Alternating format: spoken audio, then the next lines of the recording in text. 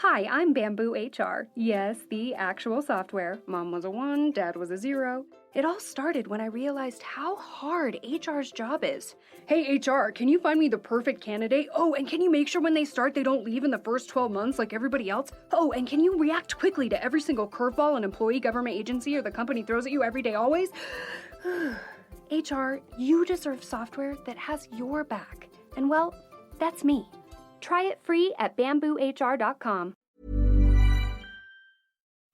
Hi, I'm Andy Levy, former Fox News and CNN HLN guy and current cable news conscientious objector. I'm a former libertarian who now sits pretty comfortably on the left. And I'm producer Jesse Cannon, and I'm here to make sure things don't go too far off the rails. We're here to have fun, smart conversations with some great guest co-hosts, as well as some of the most knowledgeable and entertaining people in politics, media, and beyond. Our goal is to try to make some sense of our current crazy world, our new abnormal, and hopefully even make you laugh through the tears. Hello, and welcome to another bonus episode of The New Abnormal, and we thank you so much for being here. So we're sometimes going to try something a little different on Sundays and have guests who aren't necessarily from the political world, and obviously, ultimately, you, the listeners, will let us know if it's something you didn't know was missing from your life and now you can't live without it, or something you are actually very happy living without, and you know what, Andy, we would love to go back to that life. We did this a few weeks ago with Paul F. Tompkins. The response seemed to be good, so I figured, who better to kill any possible momentum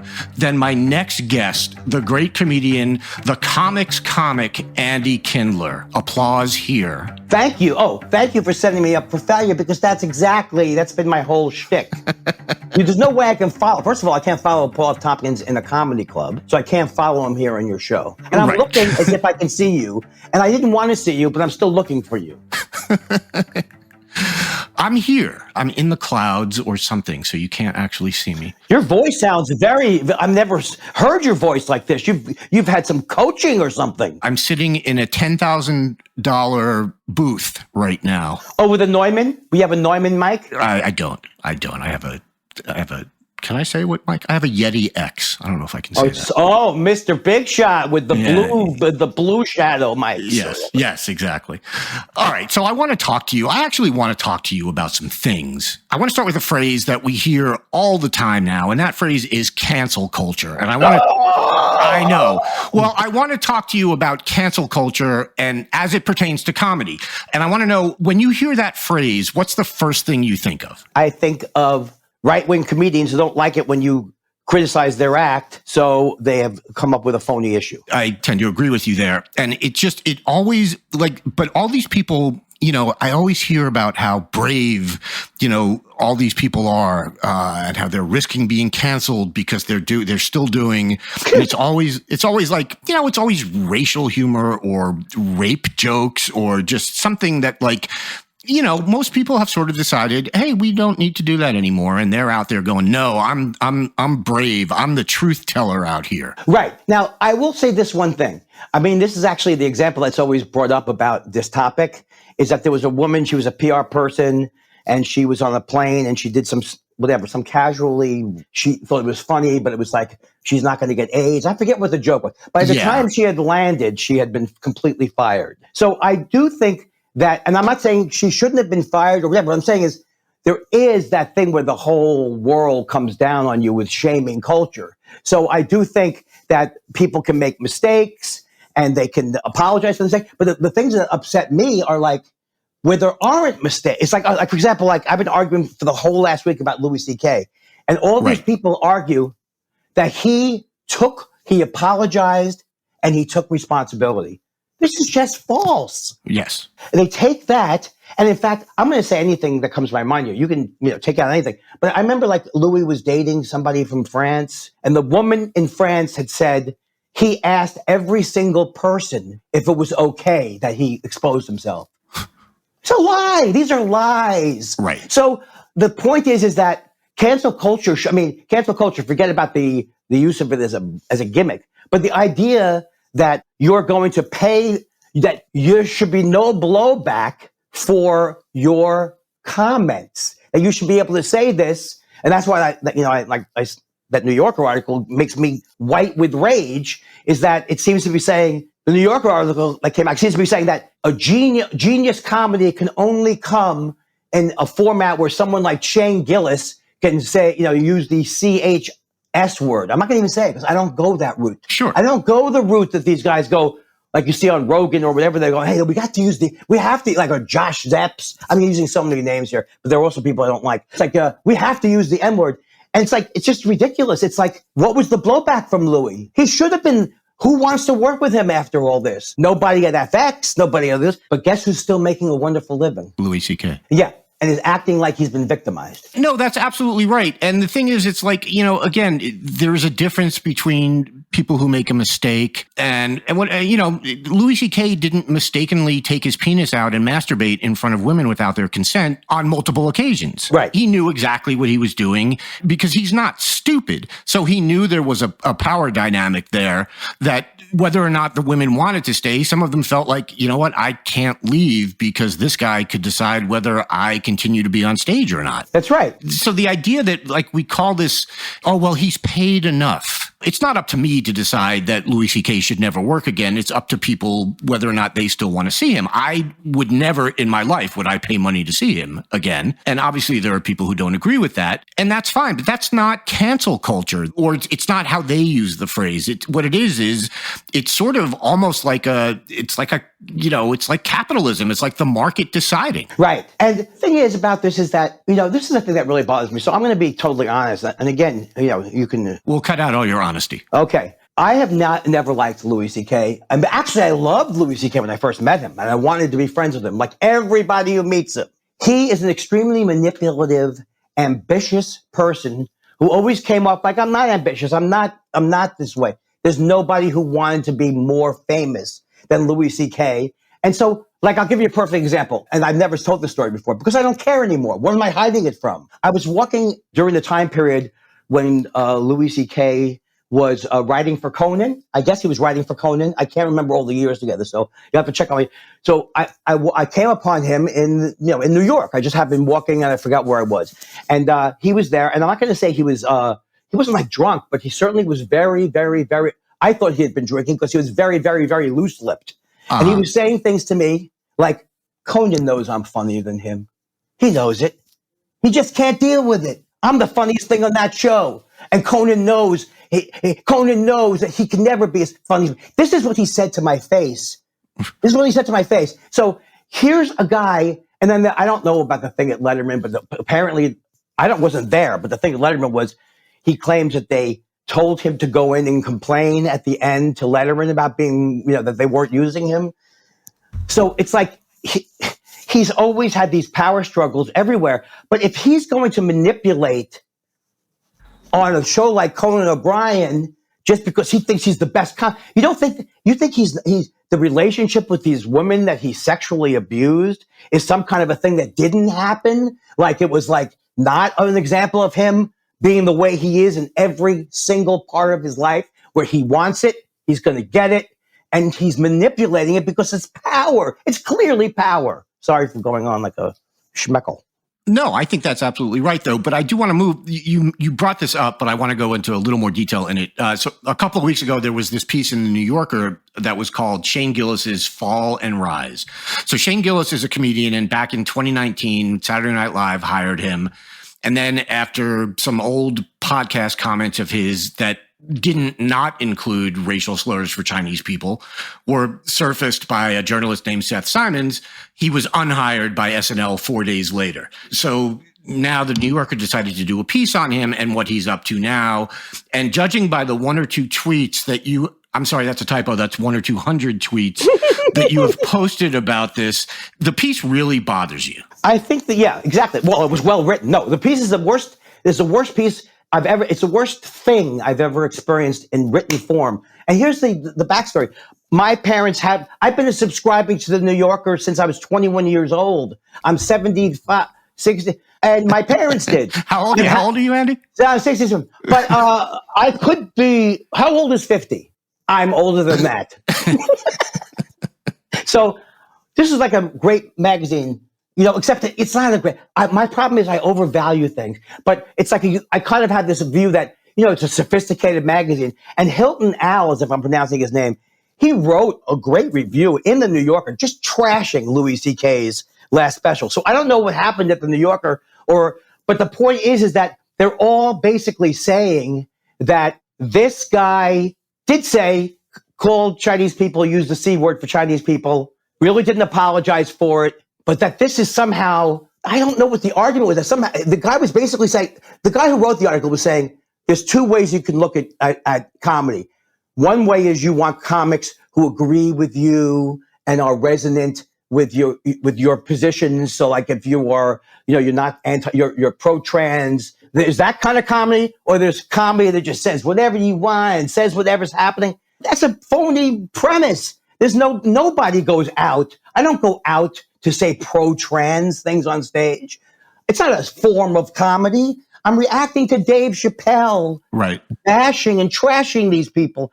So the person who wrote this idea basically has the winners in the comedy pool, because it was a fall and rise. The winners in the comedy pool of life and creativity are Louis C.K., Shane Gillis, because Shane Gillis said, I'll apologize to you personally if you thought I hurt your feelings. And people keep saying, have you heard his act? I have no desire to hear his act.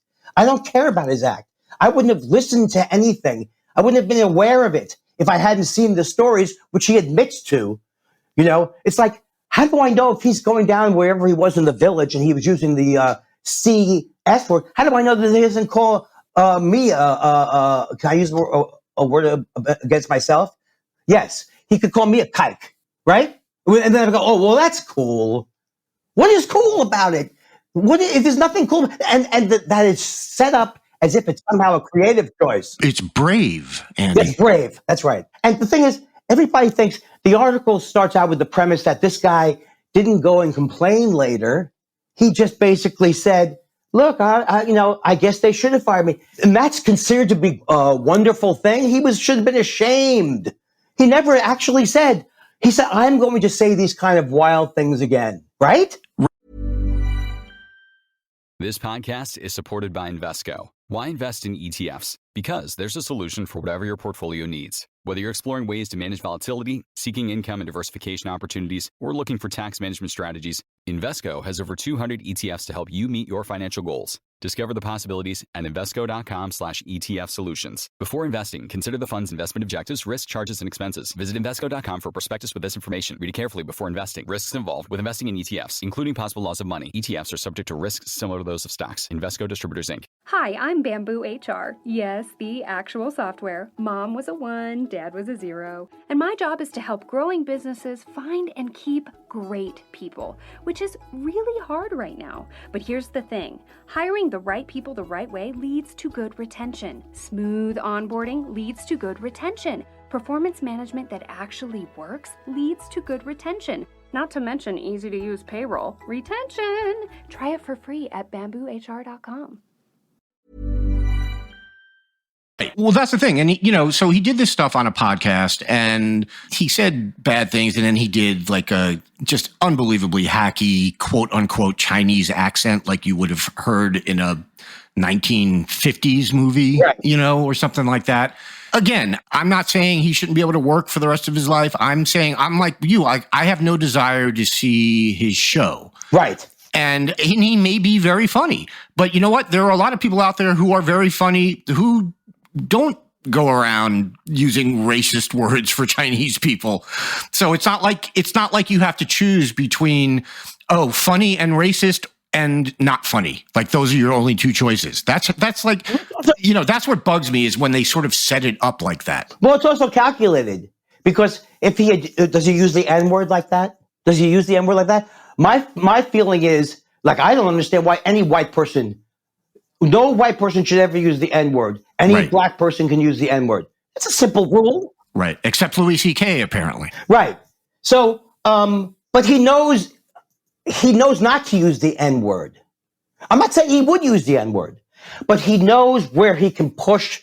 So as he's going, you get these, whatever, he knows that that's not, until recently, people weren't even aware that there were, weren't admitting outside of the Asian community that there was all this hate. And there's been so much hate and so much, but because it's like a little bit left, he goes against a group that not everybody is like primed. He gets away with it But it's worse to me. Well, you raise a good point. It's like, where's the New Yorker article on Michael Richards? Yeah. And Michael Richards, what was that? And does anyone going to say that was, here's the other thing. Here's what I use the word cancel for.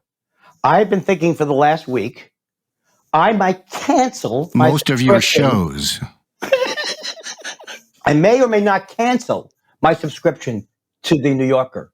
That is not me saying that it is, I demand that the New Yorker stop writing articles about him. Right. I am expressing my outrage. And this is the thing that always, to me, this is the perfect example, a small example of it. Let's say I was the president of ABC programming, and someone came in and they said, I want you to put the Hitler hour on, put the Nazi hour on.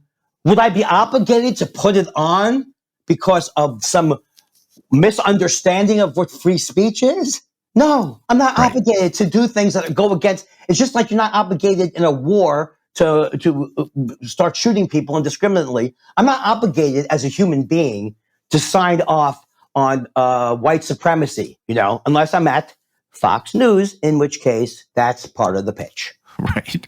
Well, and that gets to a thing also. It's like the people who sort of pride themselves on being these free speech warriors, and they're always like, they're anti-cancel culture and you should be able to say anything. They don't actually believe that, because there are things they won't say and there are things that they think are beyond the pale. It's just that they draw a different line, but then they set themselves up as, as sort of these heroes of free speech, but they're not really. Like, again, they'll be like, oh, Seth Simons used a slur against Chinese people. Should he pay for that forever? No. But then they'll say, not Seth Simons, Shane Gillis.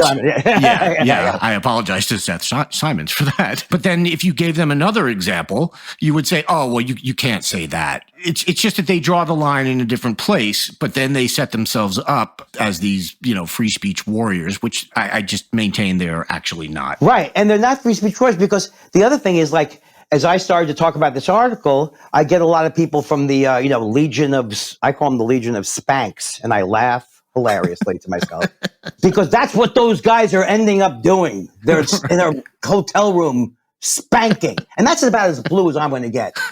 But the Legion of Spanks, I started to get this borderline things like, hey, why don't you come here and fight me? And it's like, I'm not going for this. They're saying free speech ends at me criticizing and telling the truth about them being racists or whatever that I'm saying. That's where free speech ends to them. No, exactly. And you're talking about the Legion of Skanks is what they're known as, what they're self-identified as. And it's sort of this comedy sort of, I don't know, troupe isn't the right word, but it's Louis J. Gomez and I guess Dave Smith. I don't know if he's still part of that, and some others. And I don't even know Dave. I'm just recently hearing about Dave Smith. Dave Smith, I actually know. I mean, I look, I have a... Hey, let me finish, Andy. This is the kind of people that we should... No, I'm kidding. I was going the other way. Let me finish, Andy. I like it. No, I don't know anything about it. So, but I've been hearing not so good things about what he says, but I don't know. Dave Smith is a very nice guy personally. I mean, I've known him for a while, but I don't like where his politics have gone. He's a libertarian who suddenly,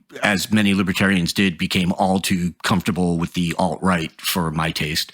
I've said this joke before, Andy. You've heard, it's like, in the old days, it was like, I was angry that the comedy was so hacked with the, what does the guy at the drive-thru at McDonald's sounds like? But I never thought it could end the world as we know it. I never thought people would die because Adam Carolla saying don't get vaccines. Yeah, it's sort of unbelievable where it's gone. We could go on for hours with this, but we're getting a little short on time, and I want to make sure I bring up, you've been doing a weekly podcast called Thought Spiral with the great J. Elvis Weinstein. Or did he say Weinstein or Weinstein? Okay, yeah. Weinstein, yeah. Okay, well, he's wrong, but whatever. I guess if my name were Weinstein at this point, I would want to pronounce it differently too. So yes. Anyway, he's fantastic. And you've been doing this podcast with him for like 5 years now, I think it is. But I love that you still, like, you title every episode Test Episode. So you're up to like Test Episode 277. Test show. Sorry. And it was all Josh's idea. It's such a great idea. It makes me laugh every week. I mean, if sometimes a joke can get old, but this is a joke that keeps paying off, because you're going to have various people at when they encounter the show, why wouldn't they think These were all test shows. Right. And I also want to bring up that you do a sort of recurring Instagram live. It seems to be on a slightly less rigorous schedule than the podcast, which is weekly, but you do it with Megan Kester, if I'm pronouncing her name right. I think it's Keister. Well, I know it's Keister. Yeah, Megan Is it Keister. really? Yeah. I may be wrong, but I've been saying Keister for a long time now. Oh, okay. Anyway, Megan is super funny. And I would also like to point out, she is one of the few comedians/writers who actually earns the word brave. She went through so much shit trying to get people to understand what a scumbag Louis C.K. is before it became sort of like officially okay to believe that. At the festival that I was at. I know. And on my alternative comedy show, she came up and was like, and she was, people were so mean to her because the whole thing was like, you can't legally say this or you can't legally. And who was prescient? Who knew what was going on, Andy? Megan Keister. She did. Yeah. Yeah. She's unbelievable. So and yes, I didn't want to interrupt you, but she's just the greatest. And yeah, she's been sounding this alarm forever. Yeah, absolutely. And I just wanted to make sure that she got the credit for that and you didn't. Wait, hold on a second there. See, now, they think that two Jews like Andy, we couldn't be a comedy duo. I think we could be. We're not the same Jew. You are more of a rational. And then now, wait a second, Andy. Why would you not celebrate Purim this year? Like that. And I'm like, I'm sick of the Hamantash shit. Oh, let me get this straight. Is that the same holiday? We're sick of the, Haman, we killed him, and now we have a cake in the shape of his hat. That's nice. I have 4 hours of this kind of material. I wish we had 4 hours to hear it.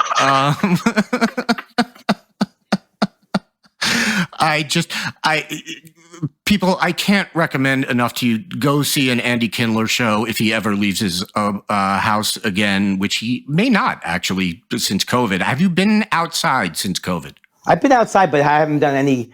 The one gig I did was in 2021. Just for Laughs was doing a thing, and it was my only gig that I did. And of course, I spent it's a TV gig, and I spent half the time basically saying, what else do I want to talk about? Because I was rusty. I had fun, though. Didn't you do something with a hologram for that? No, that was I'm very proud of that. That was my most recent state of the industry was via hologram. That was the greatest because I was a totally different. I was nowhere near this industry. I was in a different country. This is sort of your ideal world. Yeah, so I don't plan to go. My only plan is I did have and I'm not someone who likes to promote their stuff, but I did this comedy album I'm very proud of called Hence the Humor. So proud of it. Still available. Great album. I'm going to do another comedy album. That's what. Really? That's going to be my venture out. And there's a couple of good reasons for it, Andy. Sound exchange. I've got 2 words for you. When I had my album out, I was like a rich man like a relatively rich man. You get a check for $20,000? This guy? God, do I sound like the cheapest guy?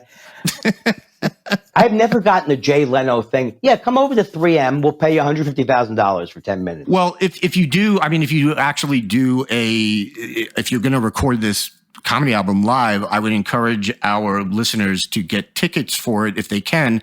I'm sure there will be plenty of seats available, so you shouldn't have a problem there. It's going to be COVID friendly. It's a different thing. COVID friendly. So it's like it's like one of these. It's hilarious. There's no ventilation, and we have testing during the show. Okay. While you're on stage, people are coming by with swabs. Yeah.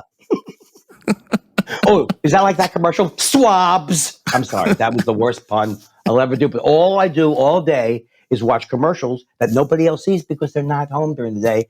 And they're not, and so other people aren't worried about who can afford a financial advisor, Andy? That's my question to you. Why is every commercial about something that nobody I know can afford? I don't know. I only get commercials for catheters, so. And that steams me too, Andy, because I'll tell you, they go, oh, you can get the comfortable catheter, or you do the painless catheter, or the smooth. Can you put it all in one thing? Shouldn't painless be the bottom line? You could have a painful catheter, but it's very colorful, and it takes. I find it, I like to get my catheters. I'll go on eBay and just get used ones because they're cheaper.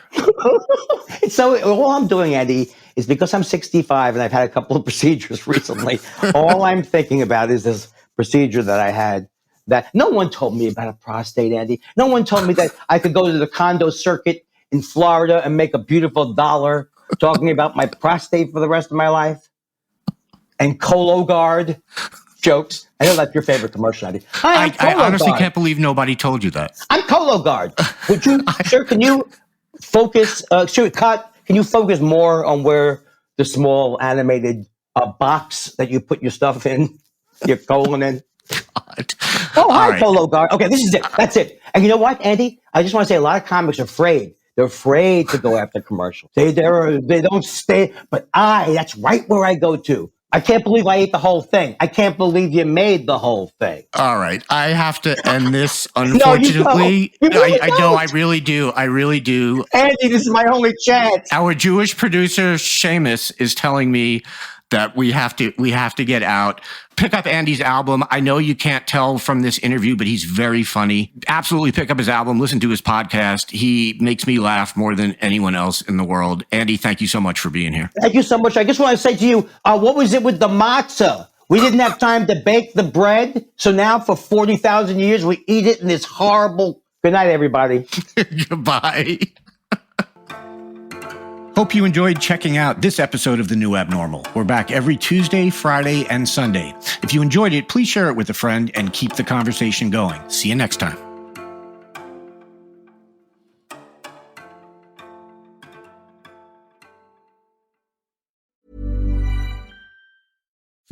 This tendency that everybody thinks in disaster movies that you have this action figure like Tommy Lee Jones in Volcano where one person has all the answers and makes all the decisions.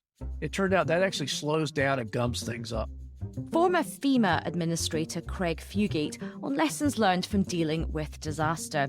As the list of what can go wrong grows, we're asking, what does it really take to be prepared for the unknown? I'm Aisha Hazarika from Take On Tomorrow, a podcast from PwC's Strategy in Business. Listen now.